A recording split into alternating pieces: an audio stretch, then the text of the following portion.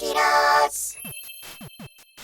4 in a Row is one of the most beloved strategy games for kiddos of all ages, and it's a great way to practice logical and critical thinking. Let me show you how it works. 4 in a row. You can play from 1 to 4 players. We'll start by selecting the number of players.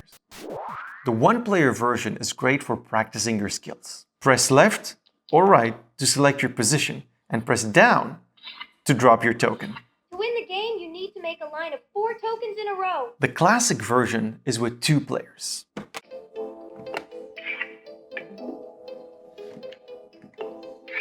Woohoo! We have a winner!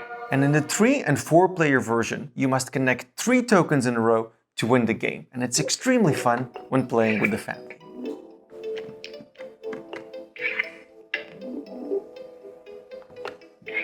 Woohoo! We have a winner!